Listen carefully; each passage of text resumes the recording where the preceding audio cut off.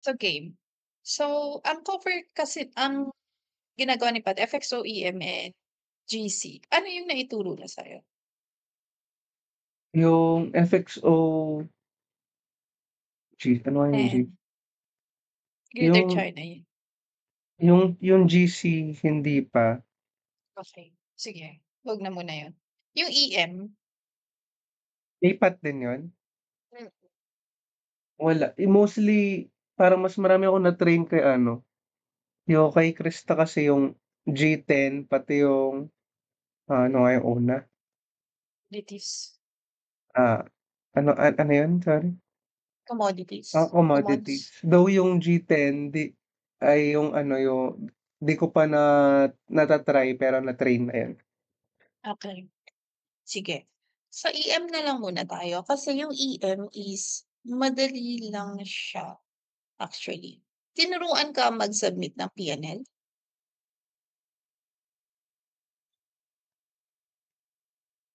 'Pag submission, alin part yun?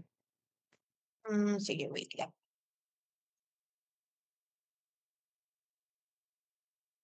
Yun ba yung ano, yung mga ina-upload sa PCP2? Hindi, yun yung adjustments. Wait lang, ayan. So ganito kasi kapagka magpi-PNL, so dito, aware ka naman dito 'no, yung Ah, attribution. So kunyari, kasi may mga checks tayo for the PNL. So 'di ba 'pag nagre-review ng PNL merong parang checklist. So nandun yung mga controls. So yung mga controls is, che-check mo, wait lang, buksan ko.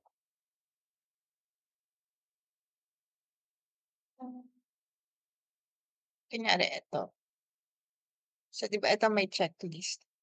So day 1 PNL, so day 1 PNL significant rate. So ang check dito is titingnan mo kung meron yung day 1 mo is day 1 or new trades. Titingnan mo may 2 million ba diyan?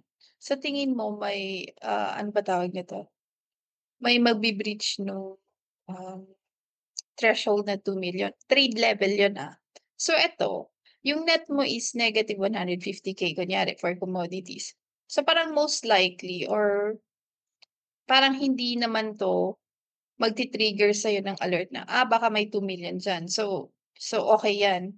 So etong FX cash electronic market, so 3 million. So posible na merong isa diyan over 2M yung amount niya. Posible, kasi etong electronic markets na 'to madaming trades 'yan. So puwedeng may mga offset kasi minsan parang 'di ba ba FX meron kang, currency pair. So puwedeng over 2 million pero may ka-offset naman siya, which is okey lang. Pero 'pag may single trade, wala siyang ka-offset na 2 million, magti-trigger kasi yon ng significant trade review. So pero kasi usually, Si merong report na ginagawa si Pat, nakikita mo ba yun, yung parang new significant day deal report? So yun yung kay OST for review. So usually titingnan mo lang, check mo lang may over 2 million, so puwede mong sabihin kunyari sa chat lang na, yung PNL na etong electronic markets usual kasi 'to, kasi sobrang daming trades, FX deals na 'to, FX trades na 'to, na valid naman siya na na wala namang over 2M diyan dahil sobrang dami niya kaya, yung PNL niya sobrang laki yung accumulated. So ang range nitong for electronic markets, range niya nasa 2 million to 3 million on a daily basis. So 'pag nakikita mo to 3 million, so okey lang yan. Pero 'pag kunyari naging 5 million siya, medyo malaki na siya. So medyo baka kailangang i-check, baka merong isang deal dun na 2 million yung PNL niya. So eto, okey ka pa diyan. So tapos itong mga iba, since maliliit lang naman yung net niya, so you would assume na, walang over 2M diyan na, um, na trade. So, okey ka diyan. So, kaya sasabihin mo na, okey yung attribution ko, yung day one ko, wala akong significant trade. So, Yan day din ba one yung is ano, yan din ba yung sorry. mga hina-highlight niyo during huddle? Yes, oo. So, kung kunyari may nakita parang unusual, kung kunyari si GC minsan nagkaka-2 million 'to, nagkaka-significant trade review 'to. Pero ano lang, very rare naman siya. Kumbaga parang once a month, gano'n. Pero malalaki din yung P&L nito ni GC. Pero kung kunyari si G10 biglang naging 2M yung PNL niyan, unusual yun. Kasi siguro yung pinakamalaki na ni G10 is nasa 1M in total. So, medyo unusual yun. So, kailangan mong, kumbaga kailangan din ng familiarity din sa desk na hinahawakan mo. And then itong emerging market, ano na 'tong mga trade, maliliit lang yung ano nito, yung PNL nito. Kasi usually back to back 'to. So, maliliit lang yung PNL niya. So, less than 100K. So, magiging over 100K lang yan kapagka month end. Pero 'pag on a daily basis, very rare na mag-over 100K siya. So, less than 100K to usually. So, 'pag tinignan mo dito, okey, yung new trades ko okey siya.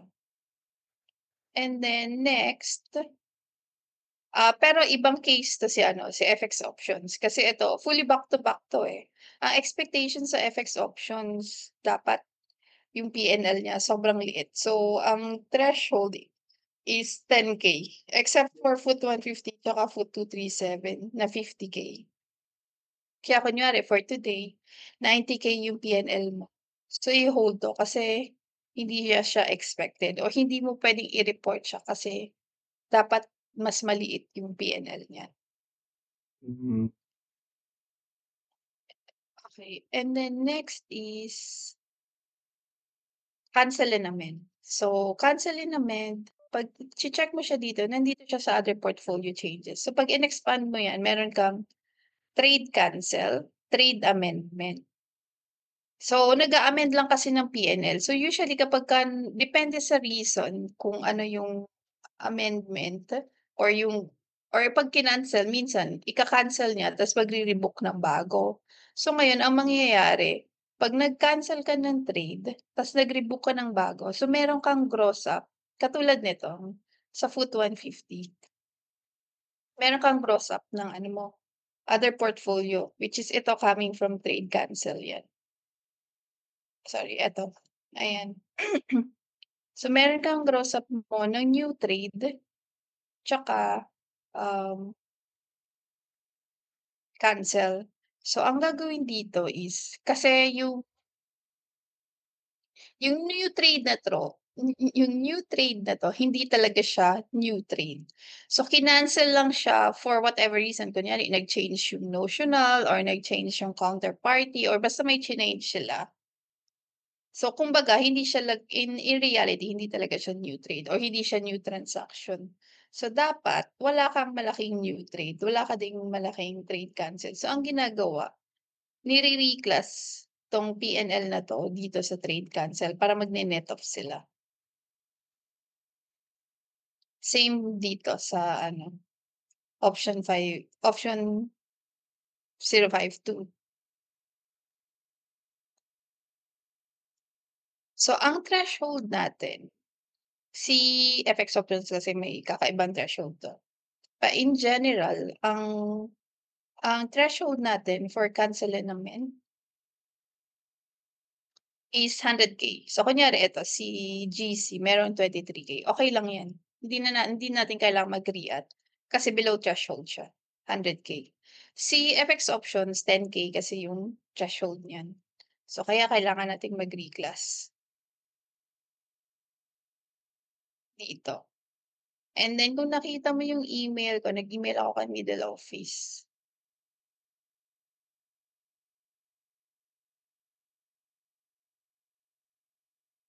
Middle office, eto,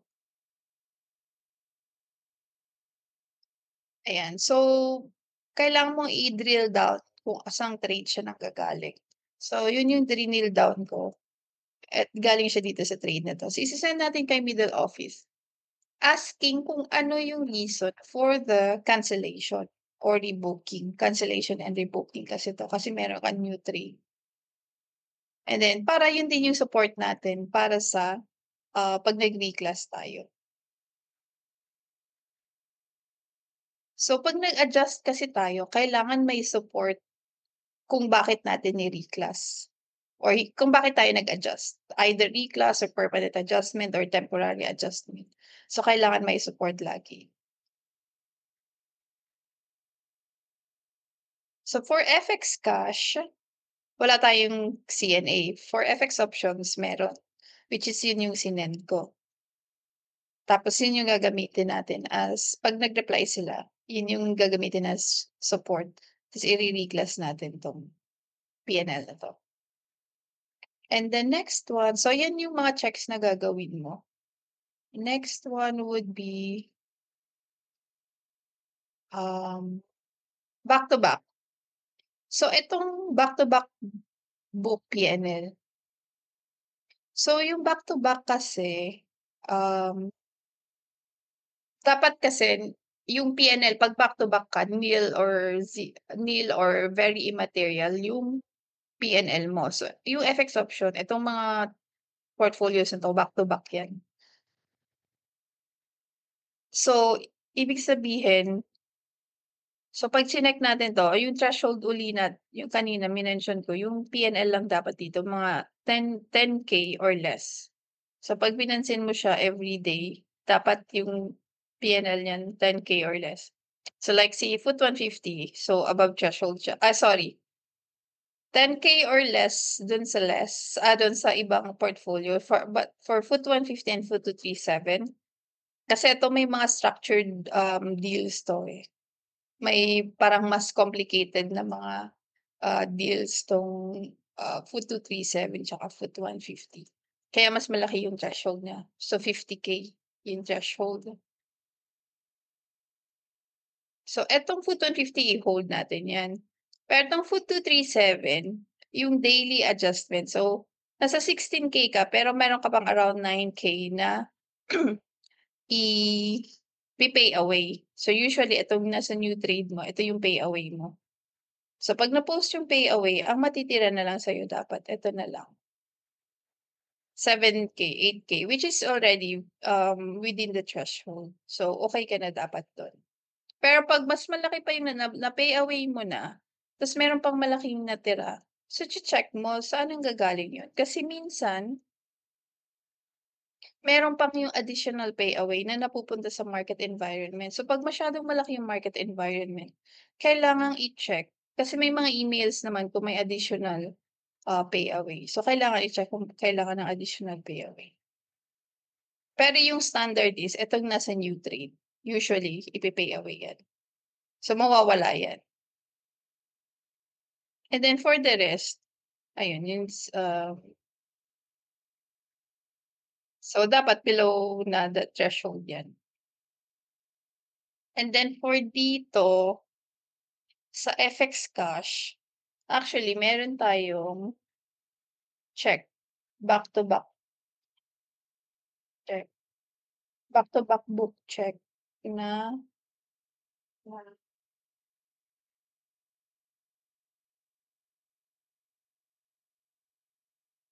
puwede mo naman gawin 'tong control check later on kapagka fina-finalize mo na yung PNL. Pero yung importante kasi na nagti-trigger ng adjustment or any further action would be yung significant trade, which is yung new deal, and then yung CNA, and then meron pa yung unexplained. S so yun, ito yung back to back, okey, so PNL attribution. So ayan, yung PNL attribution din, ayan, ito yung mga checks pa. In addition to CNA, iche-check natin yung unexplained. Sa unexplained PNL, ang threshold naman dito 100K and then 10K for FX options.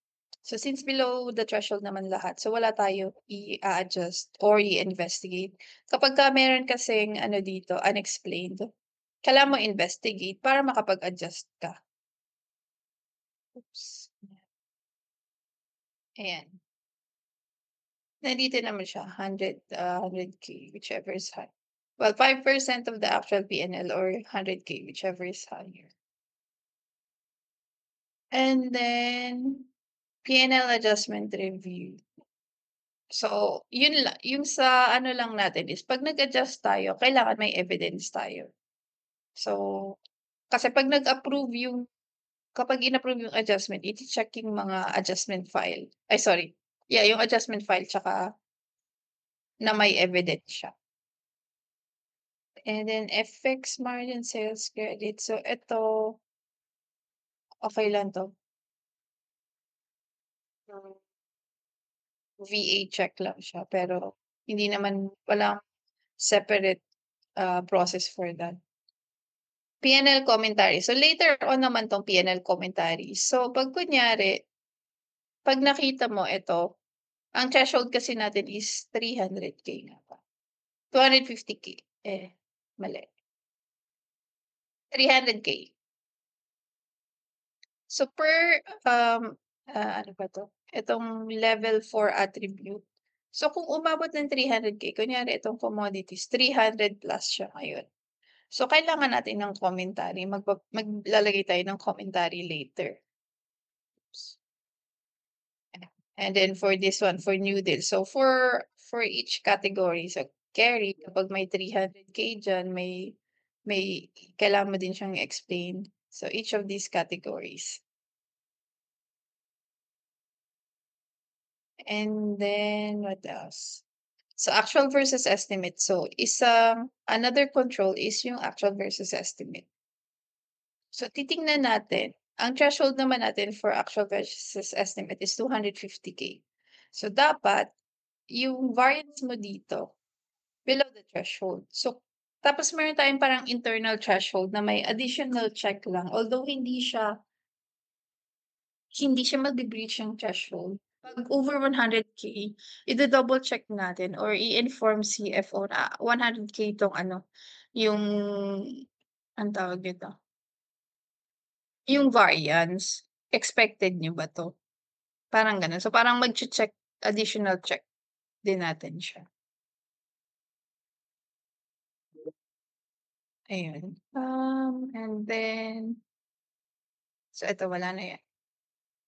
So yun lang 'pag nagche-check ka kasi 'pag nag-check ka in the morning, ang usually iche-check mo may CNA ba ako, may unexplained ba ako, may malaki ba akong new trade na unexpected o hindi siya yung usual, yun para alam mo kung ano i-a-adjust mo or kailangan mong i-investigate. Tapos yung, E to A nga or yung estimate versus actual. So, in the case of kunyari EM muna tayo. Si EM 'pag tiningnan mo wala ka ng malaking new trade, wala ka namang CNA, wala kang inexplain, so okey yung PNL. So, right away puwede mo ng i-submit 'yan kasi wala namang standard adjustment din yung EM, eh. So, right away puwede mo ng i-adjust, ay sorry i-submit. Sorry, plus 'pag chineck mo yung, um, kunyari yung E2A niya, 'pag tiningnan mo ayan, wala naman, below threshold silang lahat. So, wala kang issue, wala kang kailangan gawin for year. So, kailangan mo na siyang or puwede mo na siyang i-submit. So, to submit, yung submission for PNL nasa PCP-1 pa din. So, to submit, punta ka dito sa valuation control, attribution, PNL submission. Meron akong for EM, alam ko meron akong pina-approve.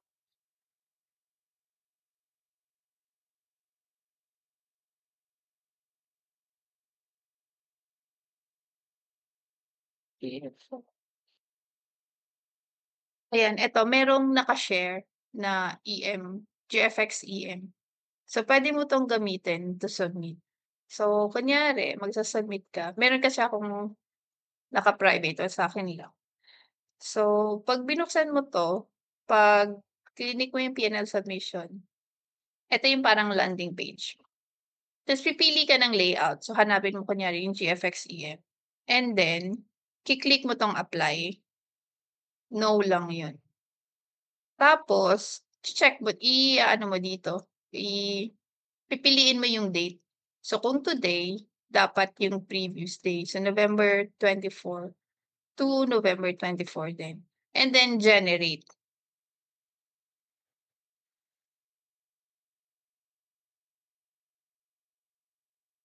So, once generated puwede mo na siyang i-click submit. Hindi ko siya maki-click kasi na-submit ko na 'yan.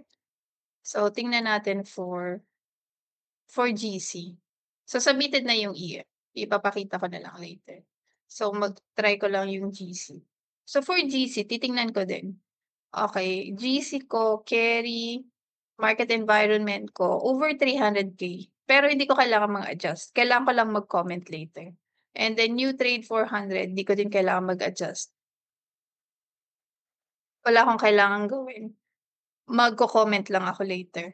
And then other portfolio changes below the threshold, unexplained below threshold. So walang adjustment na kailangan or any further investigation na kailangan.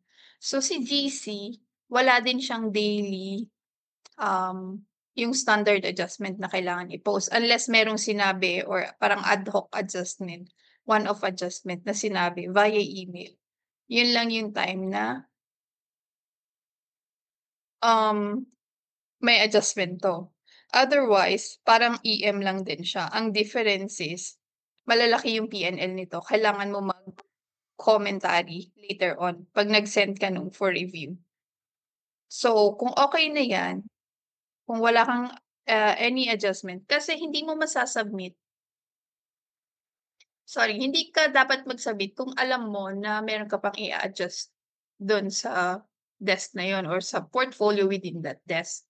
Ta's kapag na-post mo naman yung adjustment, hindi mo siya masa-submit hangga't hindi na-approve yung adjustment. So, try nating i-submit yung GC. So, same for GC, 'di ko sure kung meron 'tong shared na ano, na layout but meron kasi akong sarili. So, For apply approval lang. ay sorry, Ha? sorry. Sorry? For approval, sino yung mga approver? Yung internal Approval lang ba yun? Yung mga ng PNL? adjustment? Ah, oo, adjustment. Adjustment, ako tsaka si Nino tsaka si Miguel ang may Hmm, approver access. Ngayon 'pag ako nag-post ng adjustment, hindi ako puwede ah, mag-approve. So, mm, kailangan someone higher or equivalent na mag-a-approve hmm, ng adjustment. hmm, Same for PNL sign off.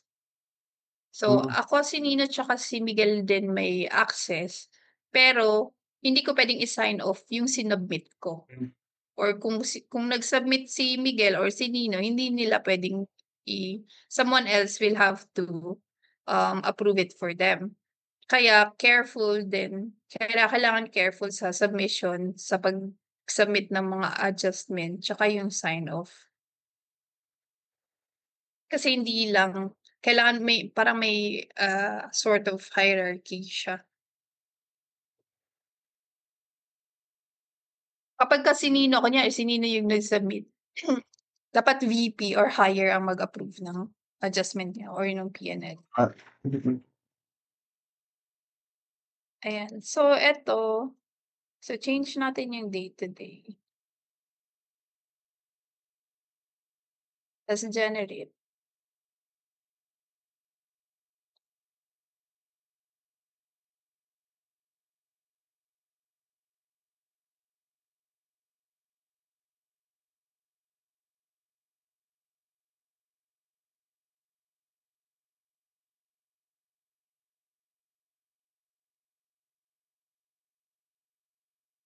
ta's submit. Minsan walang lumalabas dito.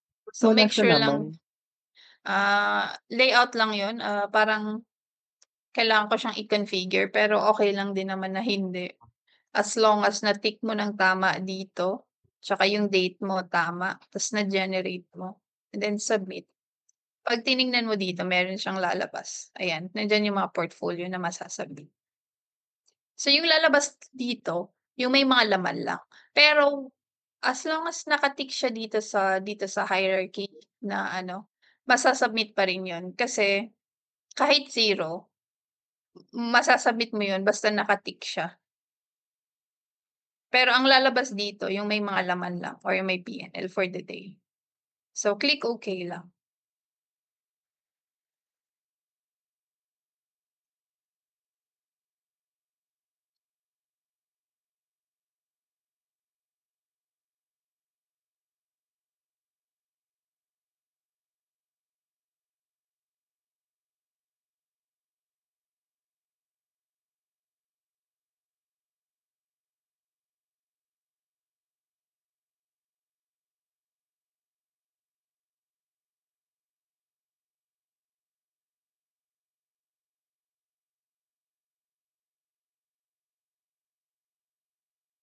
Ah,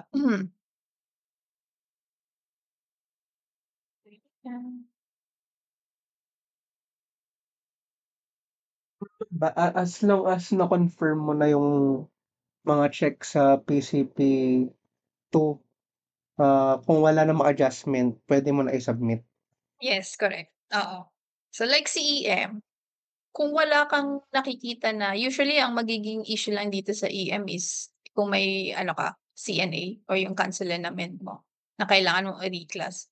Otherwise, kapag okey 'to, part na 'to, submit ka na agad, puwede ka na mag-submit agad. Sorry, for EM, when we say EM, emerging markets or electronic markets yung Sorry, tinutukoy? emerging market. Sorry, emerging markets.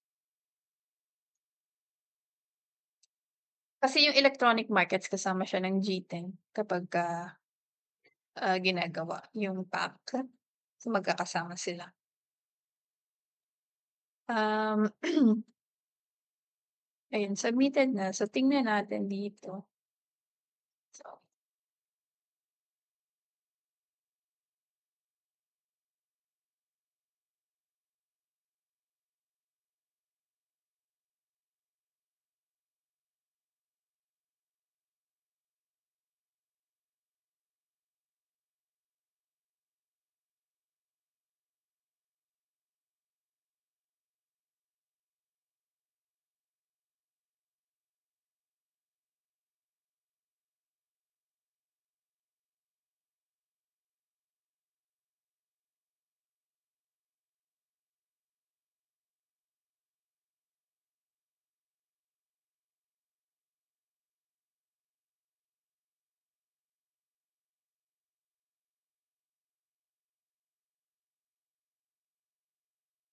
mga tawag dun, parang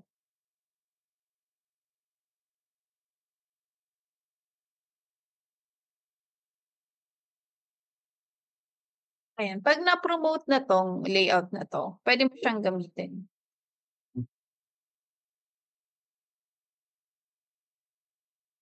Hanggang kailan ba wala si Pat?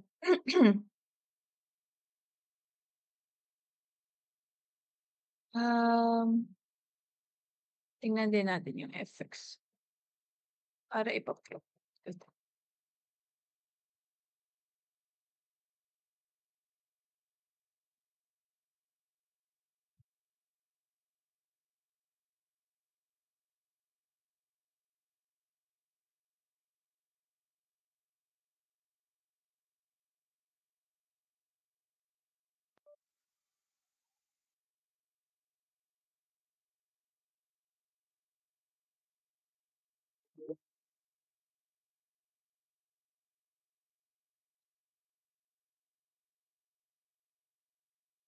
So dito, usually dito ko siya tinitingnan yung sa PNL sign up. So makikita mo siya dito sa operational reporting, PNL sign off. So 'pag clinic mo 'yan, ito yung page na lalabas. Ako kasi nag-save na ako ng workspace ko para i-click ko na lang siya dito. So 'yan.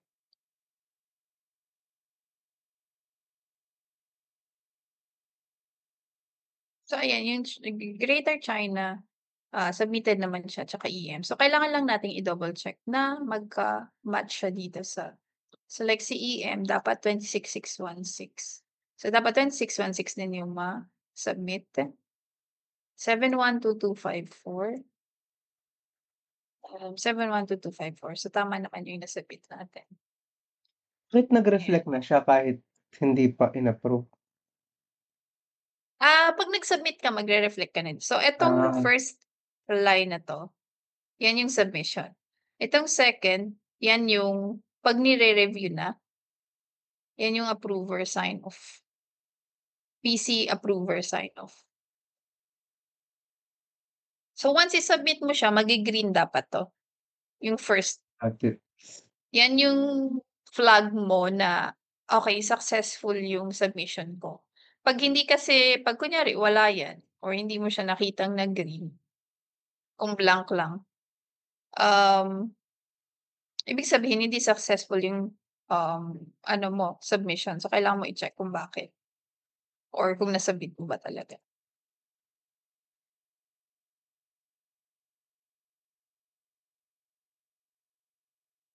Um, Ayun. So now, puwede nating gawin ay, reporting pack. So, CEM. Like I said, ano lang siya.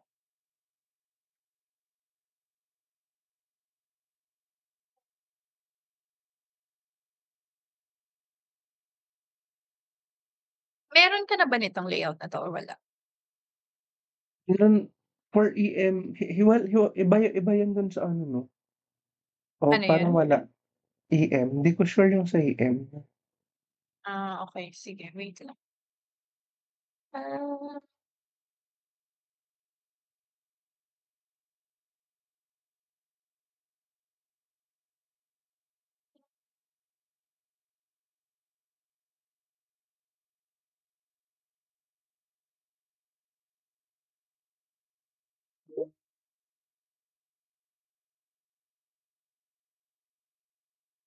so ayan EM, so apply mo lang din and then change dates, change date, gano'n.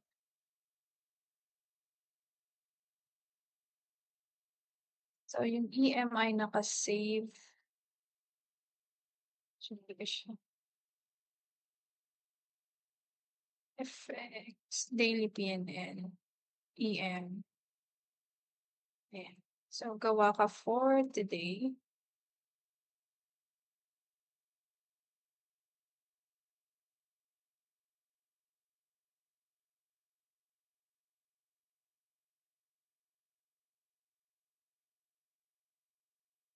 ayan, send ko 'to sa'yo. Nandito yung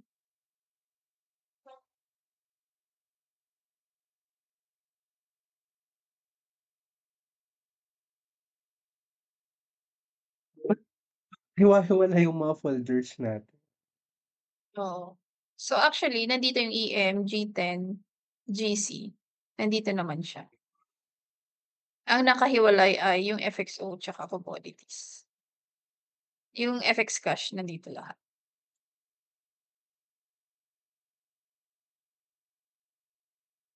Ayan. So, save mo lang 'to. So, tingnan mo lang din sa baba na 26,616 so tama naman. Just make sure na tama yung date.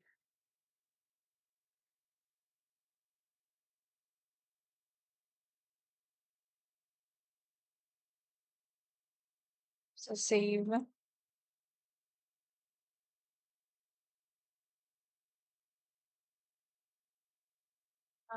Ano nga 'to? So, okey lang 'yan. Just overwrite mo lang siya.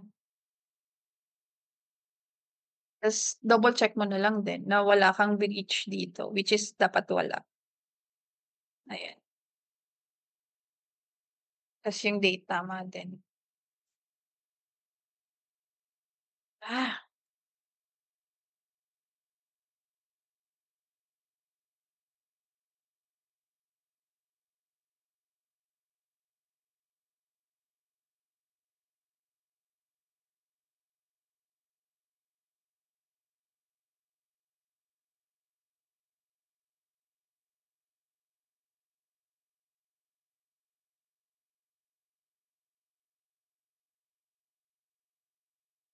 shucks, meron pa.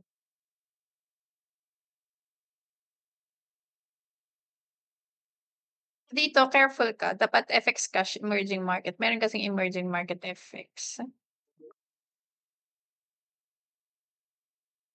So ta's USD yung currency, ta's view report. Yung date ata 21. Um,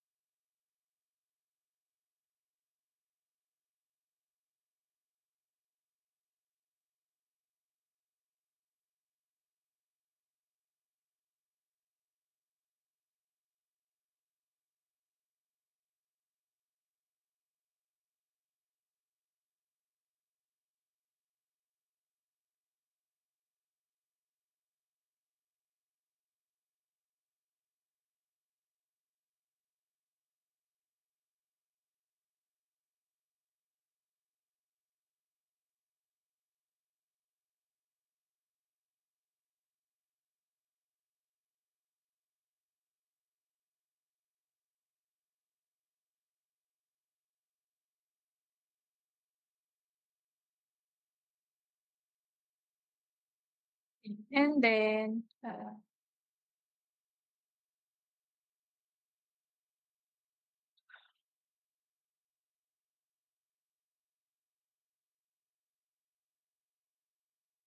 lalagyan lang natin ng ano dito screenshot, yung sa attribution. Screenshot mo lang from PCP1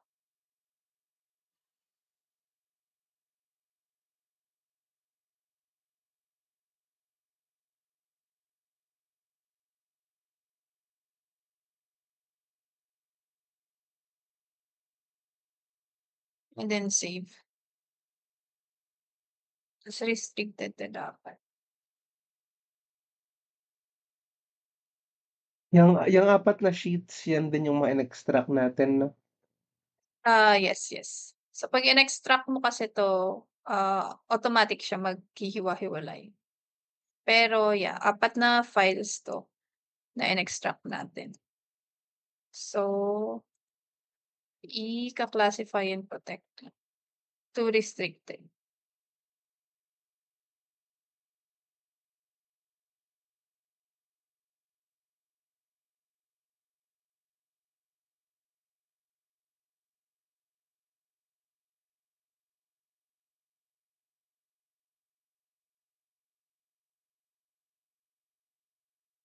And then ise-save natin siya sa SharePoint. So ito yung link. So open mo lang yung link. Nagkaka-issue ako, di ko alam kung okey na, pero last time nagkaka-issue ako diyan yung lumilitaw Wala lang kang sa'kin yung access? options lang yung lumilitaw. Kailangan mo lang I think kailangan mo lang ulitin.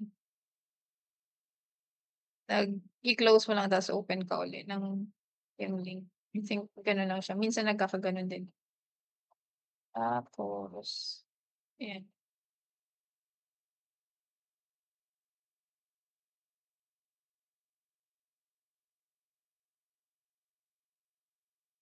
ayan.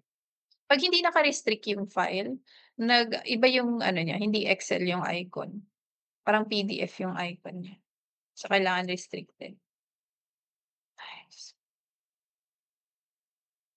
Um, and then not screenshot, ipe-paste mo lang dito yung table from the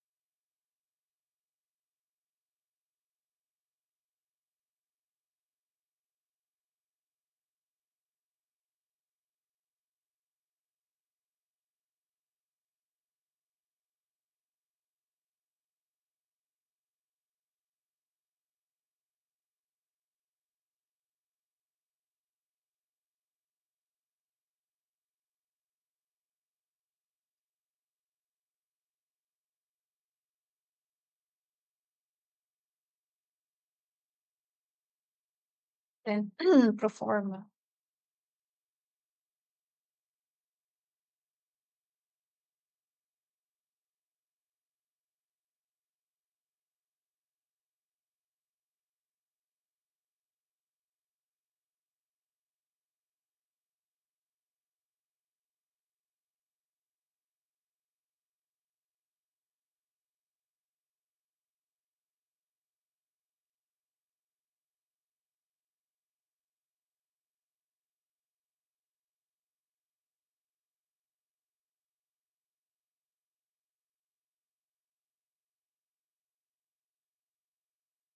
Then CNA.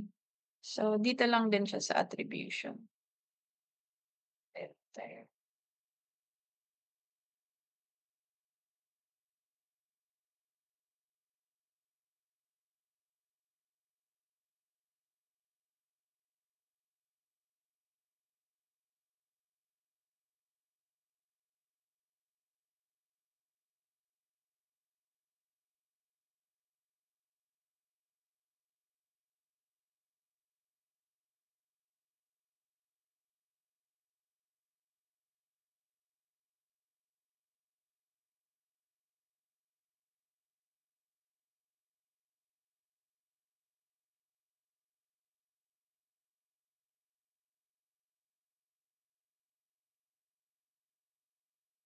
Itong ano, i-send ko sa'yo pero mahahanap mo 'tong mga layout na 'to sa Palabs.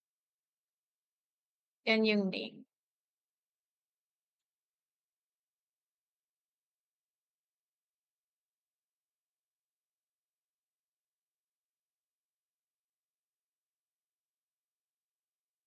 So 'pag pumunta ka dito sa Palabs, eto, dito. So hanapin mo lang 'yan sa report manager.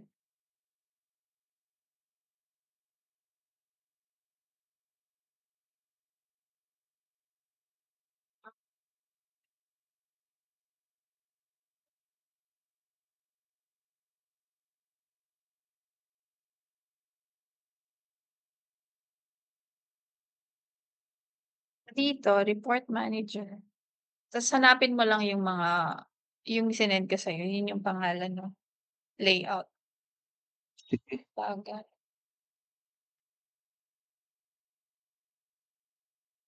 Anyway, so okey na tayo dito.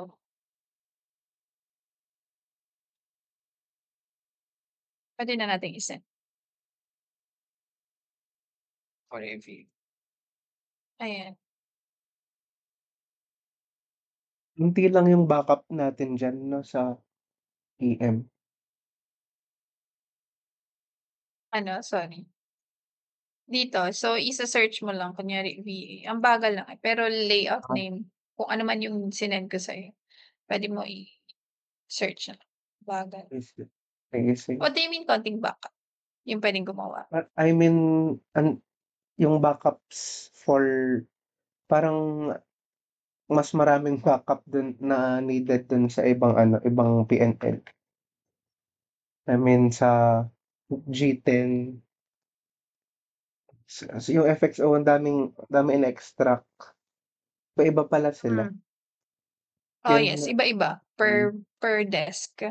May parang kumbaga yung checks mo for all may standard PNL oo. control checks, pero kung how you deal with it, minsan iba-iba.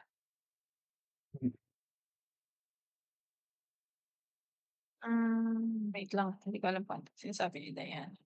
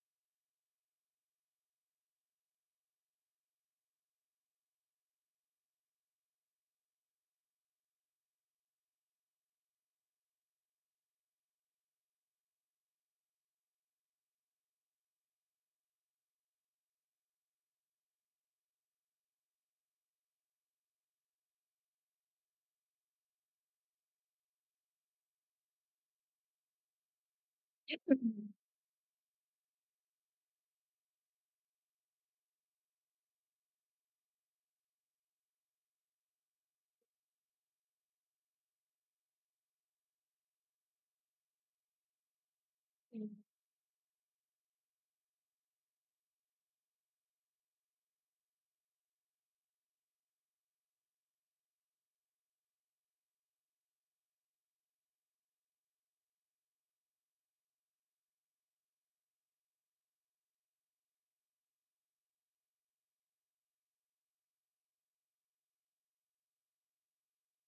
Ah, so for FXO, mag-FXO na muna tayo. Yung GC parang ganun din siya. with commentaries lang and may isang additional pero so for FXO gawin muna natin 'tong CNA.